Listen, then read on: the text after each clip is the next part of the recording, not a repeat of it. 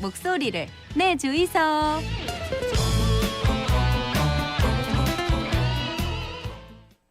2030 월드 엑스포를 부산에 유치하기 위해서 진짜 말 그대로 가열차게 달려왔습니다. 드디어 내일 2030 월드 엑스포 개최지가 결정이 됩니다.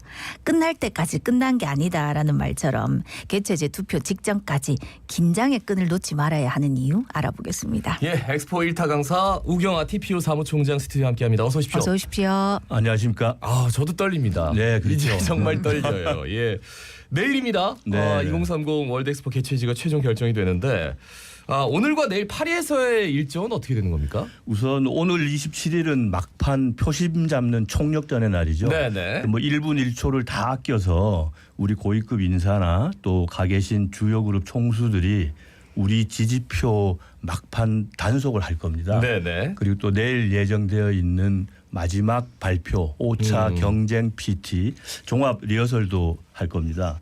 그리고 내일이 드디어 결전의 날이죠. 네네. 그 173차 국제 박람회 기구 총회는 파리 현지 시간 9시에 시작이 됩니다.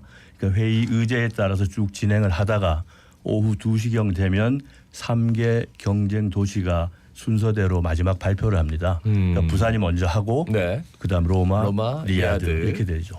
그래서 그 다음에는 대표단 명단을 좀 확인하는 절차가 있고 바로 투표에 들어가는데 그 전자투표니까 뭐 결과는 금방 나올 거로 이렇게 네. 예상을 하고 있습니다. 예. 네. 아니 그럼 역대 엑스포 유치한 나라 쭉 이제 돌이켜 보면 혹시 이제 마지막 결전의 날 모두하고 예상과 다른 이 결과를 낸 나라가 있습니까? 뭐 많이는 없을 텐데 덜어 있습니다. 네. 우선 금년 6월 예를 좀 들면 네네. 2027년에 열릴 인정 박람회 개최지를 결정할 때 네네. 전부 5개 도시가 경합을 했어요. 그런데 초기에 약세로 평가되던 그 세르비아가 4번에 걸친 4차 투표까지 가서 네. 결국 예상을 깨고 개최지로 선정되기도 했습니다. 그런 사례는 있었습니다. 네. 5개 도시니까 4차 투표까지 간 거네요. 네, 네. 진짜 치열했네요. 네, 그죠? 그렇습니다. 예. 자, 우리가 5차 PT에서는 좀 사우디와 이탈리아와 좀 차별화된 PT를 준비하고 있다. 그러니까 좀 더 그러니까 뭔가 쇼 느낌이 아니라 좀 진정성으로 다가갈 수 있는 그 PT 이런 것들 얘기가 되더라고요. 어떤 걸 보여주게 됩니까? 예, 우선 투표하는 회원국들 마음을 확 흔들어 놓을 어떤 결정적인 한 방을 우리가 준비했다고 저는 믿고 있습니다. 네네. 그래서 지금까지 우리가 얼마나 잘했는지 성과를 뽐내는 것만이 아니고 이제 앞으로 부산 박람회를 통해서 다 함께 어떻게 나누면서 갈지 하는 연대의 엑스포라는 점을 강조할 걸로 보입니다. 그래서 그 키워드는 그 국제 연대 그리고 각국 문화를 통한 협력 이런 두 가지 핵심 개념을 가지고 예. 왜 부산에서 하려고 하는지 이런 의지를 아주 강하게 다시 보여주고 또 그동안 우리가 세계를 향해서 말해왔던 약속들을 어떻게 구체적으로 이행할지 이런 진정성 있는 메시지를 담을 걸로 봅니다. 그리고 거기에 더해서 특히 우리 부산 시민들의 뜨거운 열정, 이 현장감 있게 보여주는 내용이 포함되면 뭐 좋지 않겠습니까? 함께 지켜보시죠. 네. 아니 우리 이제 PT 얘기할 때 항상 언급이 됐던 게 2025 오사카 간사이 엑스포 유치한 일본의 경우 이제 최종 PT 굉장히 감동적이었다 얘기 많이 하거든요. 한 번 더 소개 부탁드리겠습니다. 제가 5년 전에 그 파리 총회장 옆방에서 그걸 모니터로 봤습니다. 네. 그래서 저도 그 당시의 느낌이 아직 많이 남아 있는데요. 그 굉장히 인상적이었습니다. 그 2025년 엑스포가 일본만을 위한 게 아니다라는 얘기를 이제 시작을 하면서 아주 진솔하게 설명을 해서 반응이 좋았던 걸로 기억을 합니다. 조금 더 설명을 해드리면 그 오사카 지역 연구로 출발한 파나소닉이라는 기업, 글로벌 기업의 대표가 나와서 설명을 하는데 100년 전에 전기상에서 출발을 했고 오늘날 글로벌 기업이 되었다. 그러면서 영상에서는 저 어디 인도 오지에 전기가 들어가지 않는 그 오지 마을에 전기를 공급하는 이런 모습도 보여주고 하면서 다 함께 가자 뭐 이런 식이었거든요. 네. 그래서 결국은 일본만을 위한 엑스포는 아니고 함께 살아가는 미래를 위한 그 우리 미래 세대를 위한 엑스포를 하겠다 뭐 이런 메시지를 줬는데 아주 그 당시 발표가 또렷하고 또 메시지 전달력도 좋았다고 그렇게 생각을 하고 있습니다. 예.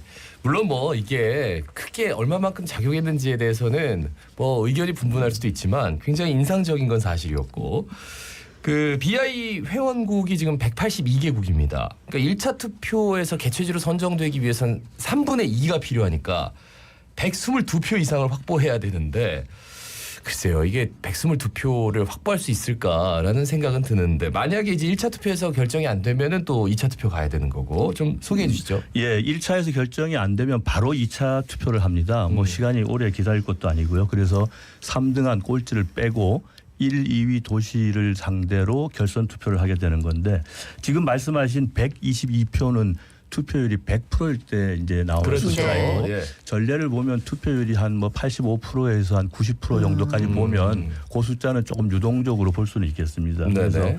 5년 전에 오사카가 결정될 때도 2차에서 결정이 되었는데 네네. 그 당시도 투표했던 나라의 숫자가 156개국 그때 한 170개 회원국 중에서 네. 일부는 투표를 안 하더라고요. 네네. 그러니까 그런 걸 감안하더라도 뭐 2차 투표에서 1차에서 3분의 1을 얻기는 어려우면 2차에서 승부를 봐야 되는 건 맞습니다. 네. 네네.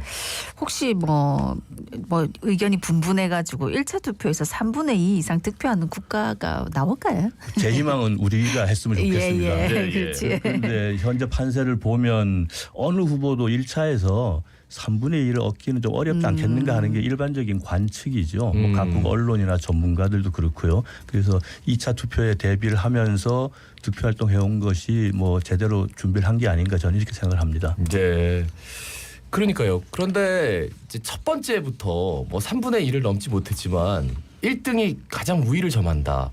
그럼 2차 투표 때도 좀 쉽지 않은 거잖아요. 예, 만약에 사우디 리야드가 뭐 좀 많이 가져갔다. 물론 뭐 무산이 됐습니다만 그럼 저 2차 투표 때 따라가기 쉽지 않을 것 같아가지고 그죠? 네, 그렇습니다. 그래서 이 지지 교섭 과정에서 예.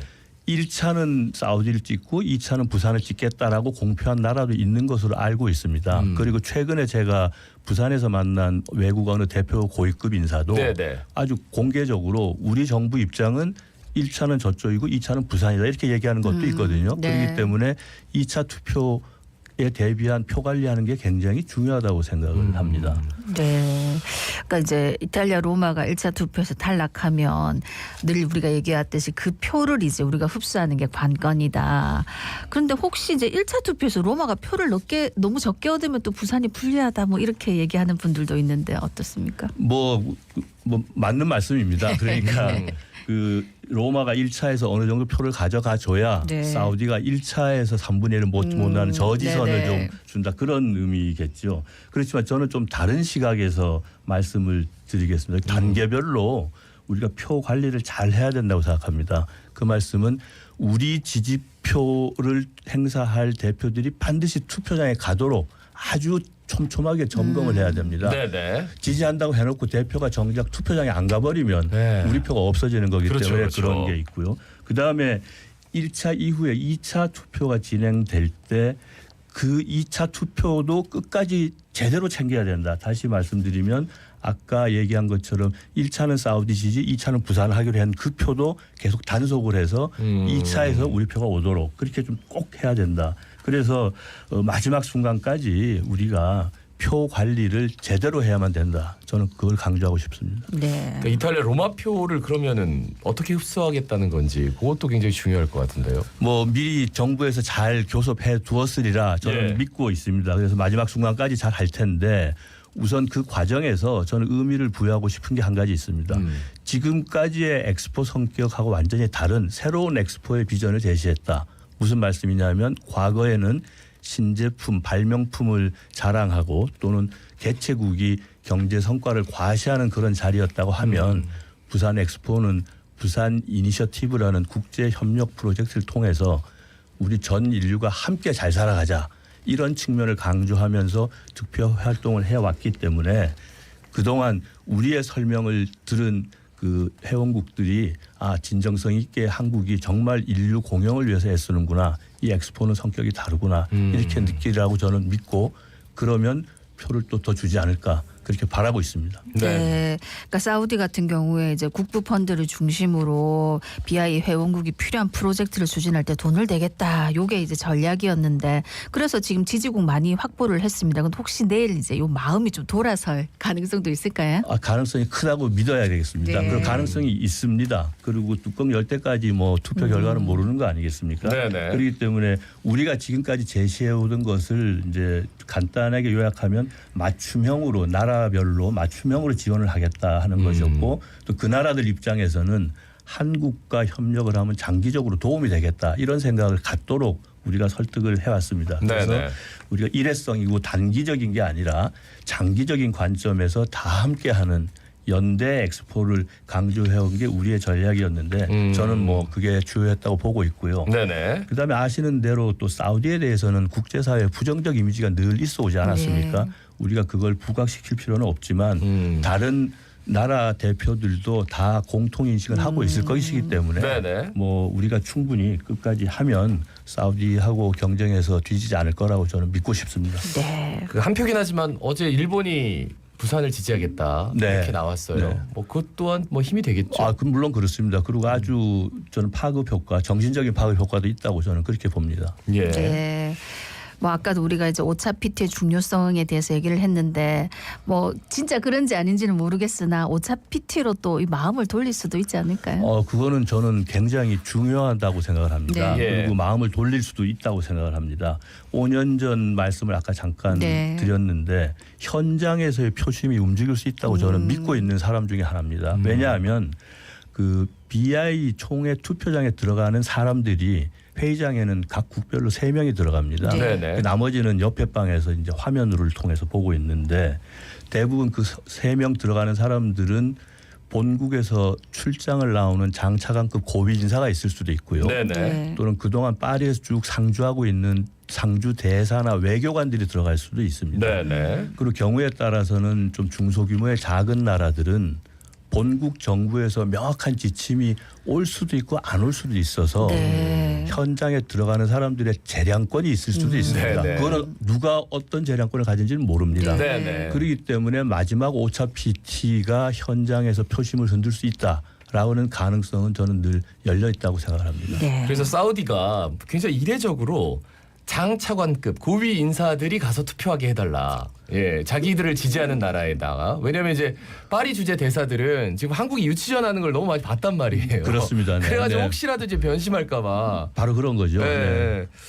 그래요. 지금 정부가 그 내년 11월 전후까지 그러니까 엑스포 유치를 성공하는 것을 전제로 해서 2030 엑스포 기본 계획 수립 작업에 착수한다 이런 계획까지 세웠네요. 예, 그 일단 유치에 성공하게 되면 네네. 지금까지는 완전히 다른 새로운 엑스포의 여정이 시작되는 겁니다. 그리고 BI에서 정해놓은 공식 절차도 있고요. 그래서 성공하게 되면 개최 5년 전, 다시 말하면 2025년까지는 기본 계획을 우리가 제출하게 되어 있습니다. 그러니까 그 계획에 이제 착수하겠다 이런 걸로 저는 이해를 하고 있고요. 네네. 그다음에 그 계획을 제출한 것이 그대로 인정되는 것이 아니라 다시 한번 총회에서 승인을 받아야 등록 엑스포로서의 정상적인 모든 절차가 시작이 되는 겁니다. 그래서 우리가 제출해야 되는 이 박람회 준비 관련 여러 가지 내용들이 있는데 그 지침에 따라서 정부가 준비를 잘 할 것입니다. 그래서 이런 것들을 우리 정부가 미리 계획하고 있는 게 아닌가 이렇게 생각을 합니다. 네네. 예. 자, 유치에 성공했다. 그렇게 하고 나면 또 어떤 과정들이 또 있습니까? 7년이 남았죠. 네. 3주년까지. 그렇지만 결코 길지 않다고 생각을 합니다.